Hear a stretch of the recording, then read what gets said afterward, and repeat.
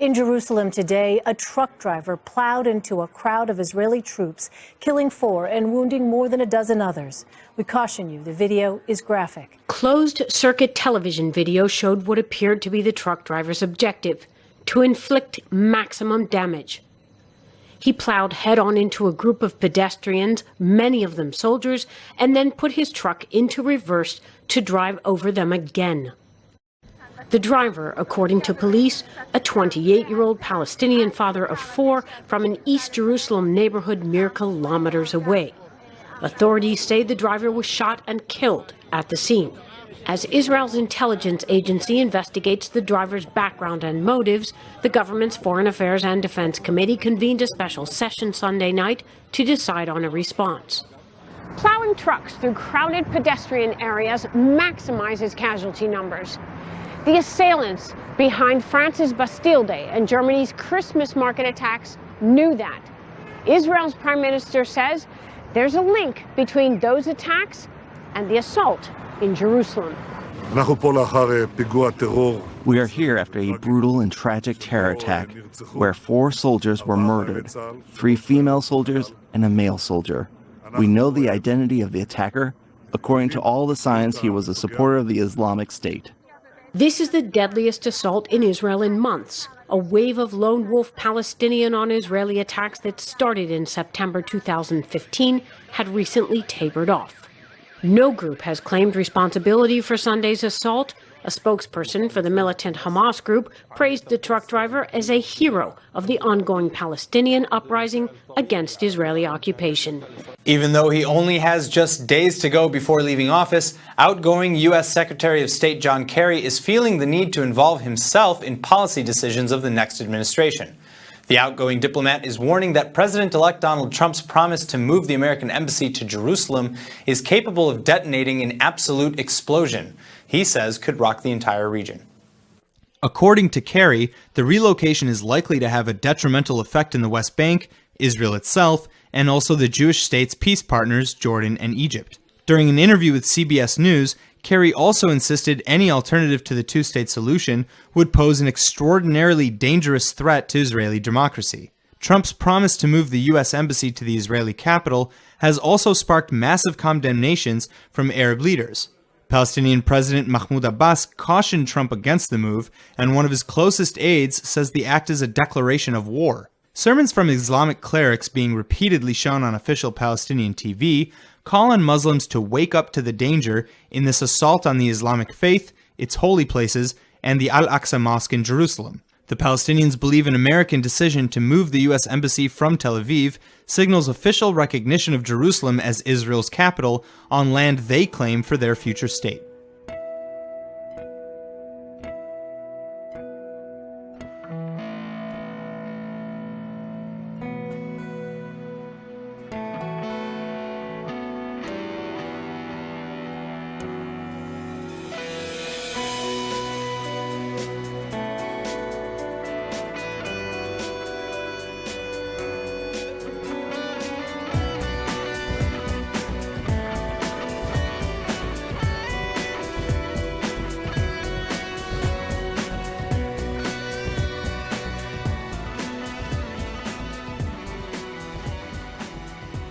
Yes, President-elect Donald Trump has once again indicated that his administration favors closer ties with Russia. In a series of tweets, he said those who disapproved of closer ties with Moscow are, quote, only stupid people or fools. He also said Russians will respect the U.S. more now under his administration than they currently do under Barack Obama's. We've seen a lot of commentary lately where there were Republicans or pundits or cable commentators who seem to have more confidence in Vladimir Putin than fellow Americans because those fellow Americans are Democrats. That cannot be. Does that include the president-elect? What I will say is that, and I said this right after the election, we have to remind ourselves we're on the same team. Vladimir Putin's not on our team. If we get to a point where people in this country feel more affinity with a leader who is an adversary and views the United States and our way of life as a threat to him, then we're going to have bigger problems than just cyber hacking.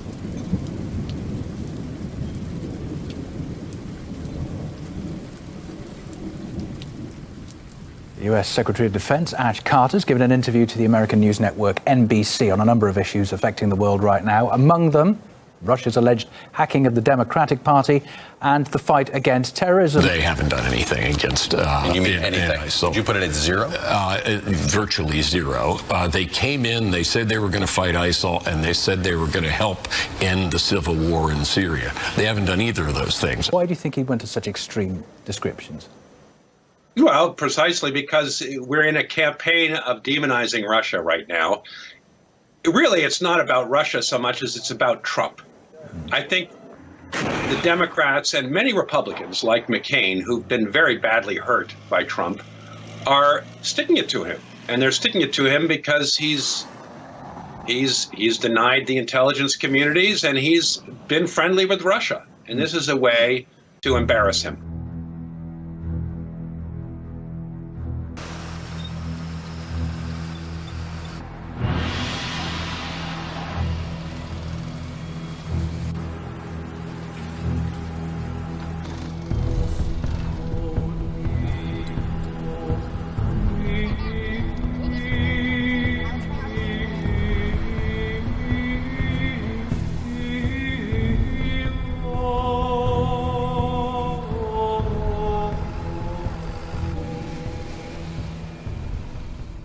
Anti-NATO sentiments fill the air in northern Germany as residents voice objection to a transfer of forces by the military alliance through their country. The protesters have rallied in the port city of Bremerhaven, where scores of U.S. tanks and armored vehicles, along with some 3,500 Americans, docked on Friday. They are going to be transferred to Eastern Europe to bolster NATO positions near Russia. The demonstrators have called for an end to what they deem as NATO's militaristic march against Russia. They fear that the deployment could fuel tensions and eventually spark a war. I'm here to explain peace to Russians because I'm afraid of new wars. As with the maneuvers of new wars begin, and this big maneuver is the one that quite scares me, and I'm here to speak against this. Defense Secretary Ash Carter says North Korea's nuclear weapons capabilities and ballistic missile defense programs constitute a serious threat to the United States. He said the U.S. is prepared to shoot down a North Korean missile launch or test if it were coming towards American or Allied territory. Carter said this after the secretive country accused the U.S. of having a hostile policy towards North Korea. The country has claimed it is ready to test launch an intercontinental ballistic missile at any time and at any location. Over the past year, North Korea has carried out missile launches and has tested 2 nuclear weapons, most recently in September 2016. The leader of Iran's Islamic Revolution has once again demanded all Iranians be vigilant in the face of the U.S.'s enmity. Ayatollah Khamenei says the anti-Iran sanctions are aimed at pitting the nation against the Islamic establishment. The leader also cautioned that the enemies are bent on destroying the elements of national strength and sovereignty. He also warned of plots hatched by Britain to partition the countries in the Middle East and North Africa. Ayatollah Khamenei said Britain believes that the era of a united Iraq, Yemen, Syria, or Libya is over. The leader added that the UK does not mention Iran because it dreads public reaction in the Islamic Republic. The United States announced it will send around 300 Marines back to Afghanistan. They will go to the opium-rich Helmand province to train local forces to fight the Taliban. The Marines should begin deploying this year and will remain in the province for 9 months. Helmand is the main source of Afghanistan's thriving opium trade, which is worth an estimated $4 billion a year. The Taliban controls 85% of the province, which means much of the opium profits fund its efforts. The U.S. and NATO formally ended their combat mission in Afghanistan at the end of 2014. However, thousands of troops remain in the country where they assist and train Afghan forces and carry out counterterrorism operations. Iraq's special forces have reached the eastern bank of the Tigris River in Mosul for the first time since launching their offensive to dislodge Daesh terrorists last year. The units of the Rapid Response Division arrived at the banks of the Tigris River, and our goal was accomplished. God willing, we will have other missions given by the Federal Police Command. General Ismail, the commander of Iraq's Rapid Response Division, added 2 hospitals and a medical university in Mosul have now been liberated. New gains come as Iraqi forces enter the flashpoint city from the north for the first time on Friday. Baghdad recently resumed an offensive to liberate Mosul after a short lull. In October last year, Iraq launched a massive operation to dislodge the terrorists from Mosul. Troops have so far recaptured a number of areas on the eastern flanks of the city. Commanders say they now control around 70% of eastern Mosul. Saudi Arabia's Interior Ministry says 2 suspects with links to bombings and other attacks in the country have been shot dead in a security operation in the capital Riyadh. Officials say one of the 2 was considered an expert in making explosive belts. Security forces also found explosive weapons and chemicals from manufacturing bombs inside 2 suspects' home. In this morning's rush hour because of a strike across the entire tube network. A damp, miserable start for many commuters who are trying to make their way into central London today. We're here in Piccadilly Circus and you'll see the station behind me deserted at this point in the morning. Normally a busy, thriving heart of London's West End. And as you said, that walkout began last night. So let me run you through the details that we know so far. About 4,000 ticket office staff went on strike last night. That strike began at 6 o'clock. They're walking out, objecting to closures of ticket offices and the removal, they say, of frontline staff on the tube network. That means that in central London, most of the stations are closed. That includes vital transport hubs, places like Euston, Victoria, King's Cross, all of the train stations that you might pass through if you're coming into London from elsewhere in the country. But this is not just a story about London, and certainly not just central London. It's a story about the UK economy too, because some estimates suggest that this walkout could cost tens of millions of pounds. One estimate I've seen suggests up to £50 million the impact on the UK economy because of lost business and people not able to get to work.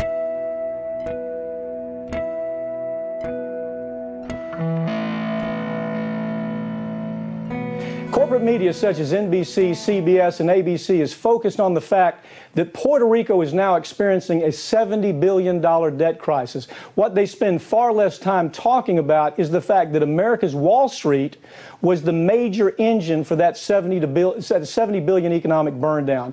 And they failed to mention the way that affects U.S. taxpayers who are directly and indirectly responsible for having to pay for that cleanup. It's another Wall Street catastrophic disaster right upon us.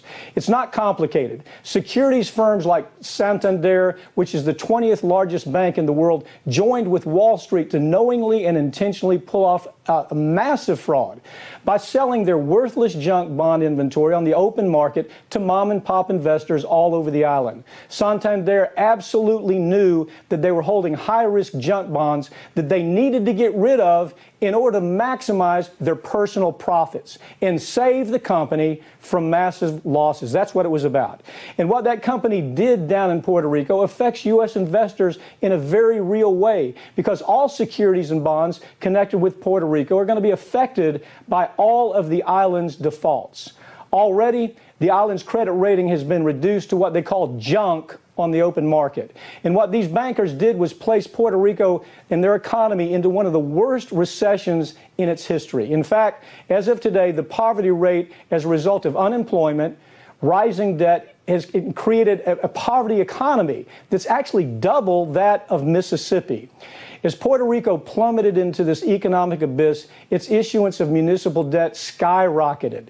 Global banks such as Citigroup, Goldman Sachs, and Merrill Lynch all made enormous profits from the bank-driven economic disaster. The global bankers knew of the drastically increased risk coming at them the same way that they knew of the problems when they cost the U.S. economy trillions of dollars in 2008. Except in Puerto Rico, the banks took their exposure to almost zero before the disaster. Make no mistake, bank or business decisions like that take place on a routine basis here in the United States. But no one went to jail in 2008 here in the United States. No one was even seriously investigated for that fraud that took place in 2008. And because of that, global bankers moved on to pillage mom and pop investors in Puerto Rico. Venezuela's embattled President Nicolas Maduro has announced a 50% increase in the minimum wage in a bid to combat runaway inflation. It's the fifth increase in the last year. Speaking on his monthly TV and radio program on Sunday, Maduro insisted the hike would protect jobs. Critics accuse him of mismanaging the economy. Maduro's move raises the monthly minimum wage to about 40,000 bolivars. That's around 57 euros at the highest official exchange rate, but in reality is worth about 10 euros on the black market. Tao Tao Chu is one of the most famous dim sum restaurants here in Guangzhou. What sets it apart is it now accepts WeChat for everything on the menu. So dim sum with friends, traditional here in Guangzhou, but the method of payment is anything but. China has gone from a cash society to a cashless society very, very quickly. So our bellies are full, and hopefully our bank account is too, because just 2 taps on my phone, we hand it over, and that just took 3 seconds. We're fully paid up, all the payment information is here, and we're on our way. So next stop, gas. Okay, we're pulling into the gas station, and you'll see right here, there's a QR code right by the pump here. So we've got our scanner ready. We just hold it up to the QR code here. Now, just enter my pump number, enter how many yuan I want to spend. I need 100. Push yes, but look what comes up straight away. Do I want a bottle of water? Do I want something else? Yeah, I fancy a bottle of water. I'll just add one of those and then click on it and just pay. 2 bottles of water, full tank of gas, all on WeChat, and we're off. For many years, Western companies like Starbucks resisted the WeChat Pay model, but now even the coffee giant has come aboard. You just click and scan. WeChat and other applications also helping transform services. We're here in Guangzhou Hospital, where you can check in using these computers. No need to wait in long lines. Once you've checked in, you now scan the ubiquitous QR code that we've been using all the time here, and within just basically a second or two, you're in.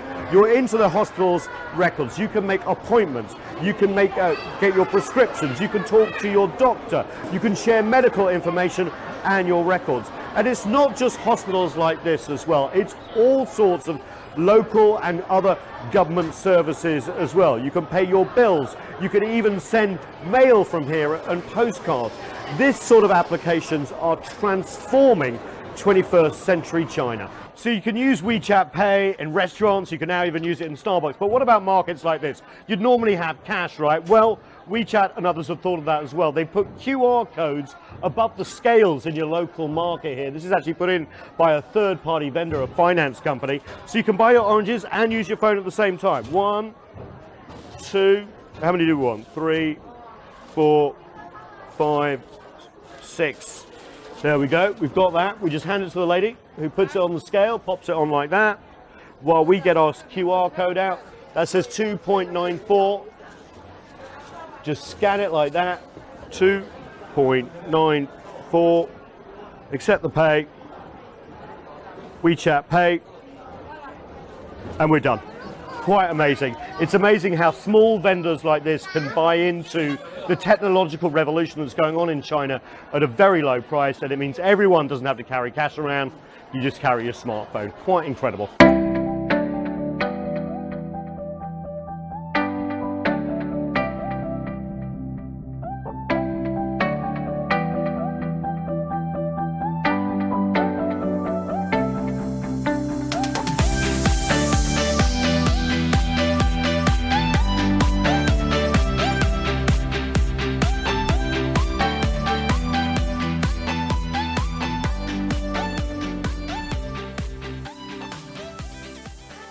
So